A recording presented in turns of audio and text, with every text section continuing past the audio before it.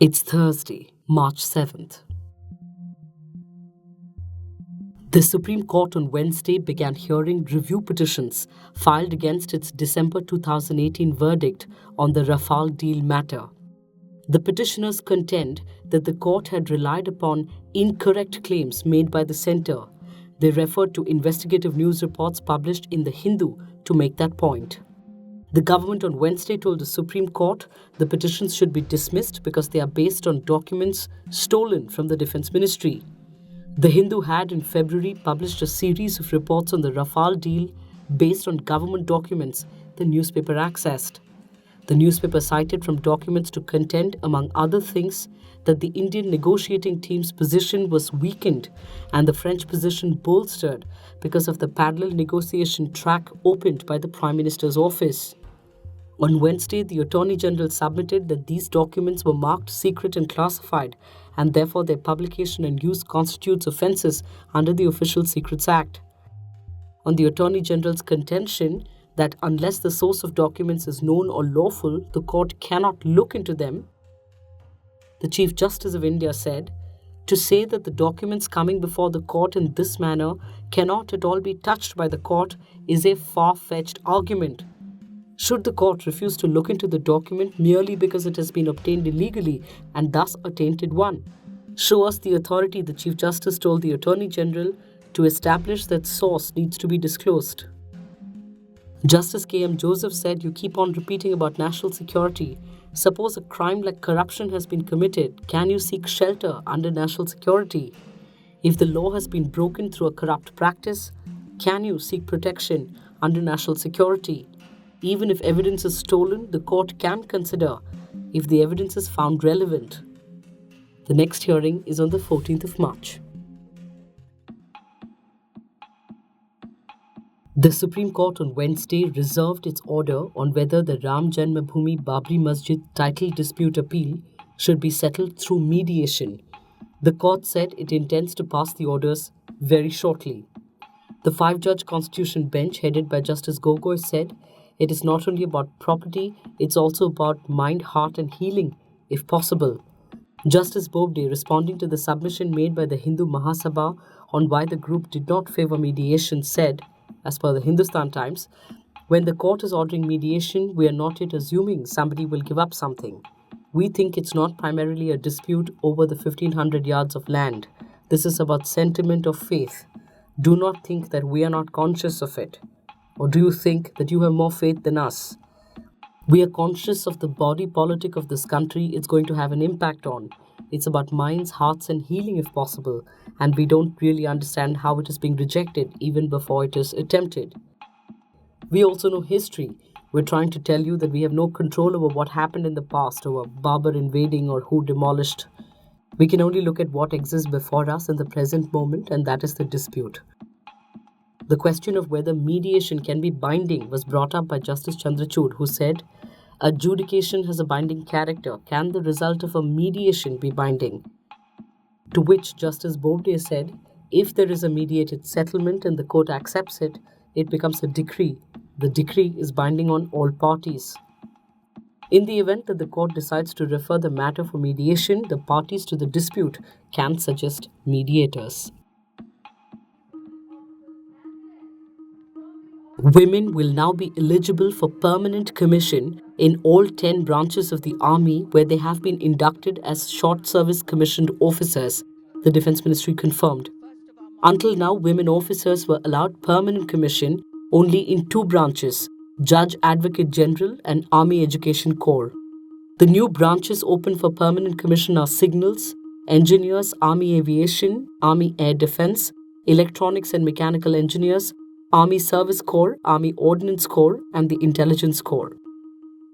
Let's look at a brief history of women in the armed forces. In 1992, all 3 services allowed limited induction of women in a few non-combat branches, but only under the Short Service Commission. This was then for 5 years. The service tenure was subsequently extended to a maximum of 14 years.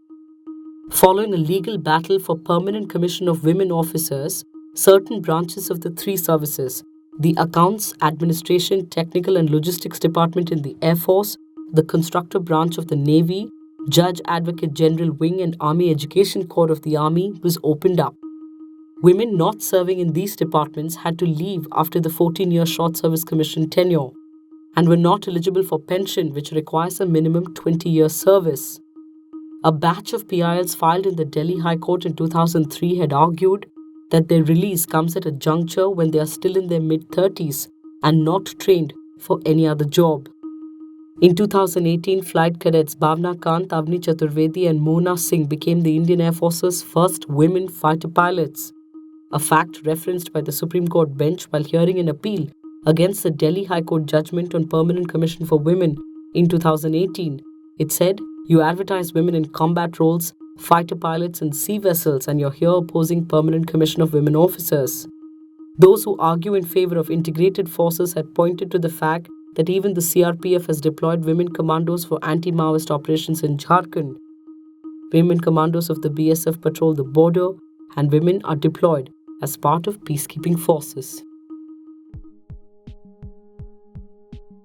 A London man has become the second ever to have been cured of HIV.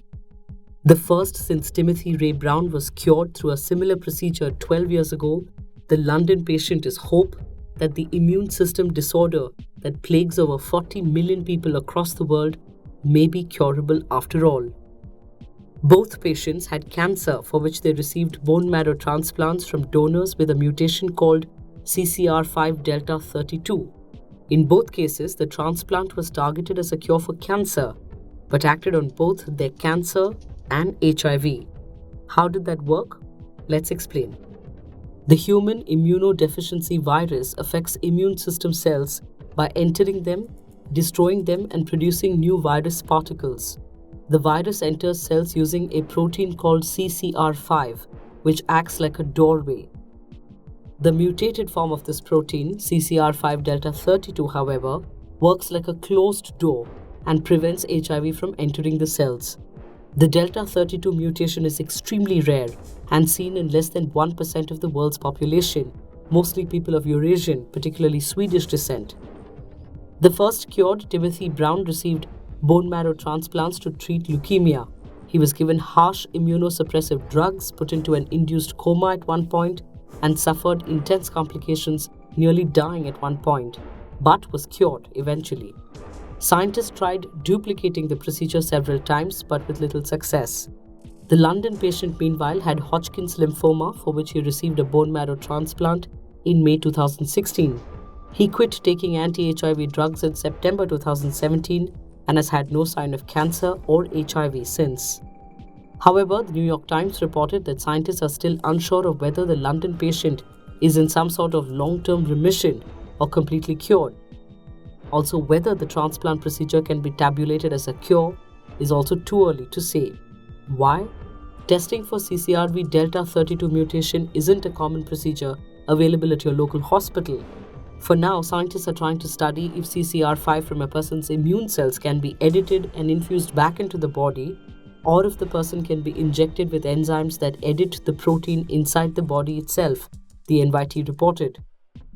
CCR5, remember, is the same protein that Chinese scientist He Jiankui claimed to have modified last year to make his two gene-edited, reportedly HIV-resistant babies. And finally, let's bring you these visuals that have gone viral of a fight that broke out between a BJP MP and a BJP MLA at a district planning committee meeting in Sant Kabir Nagar, Uttar Pradesh.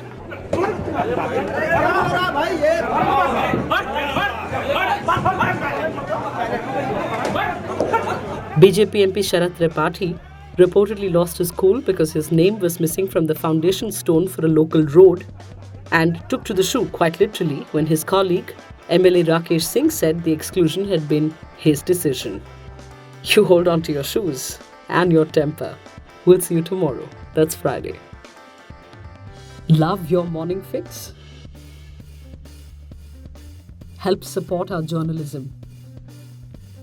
Subscribe to Scroll Plus using the link in the description.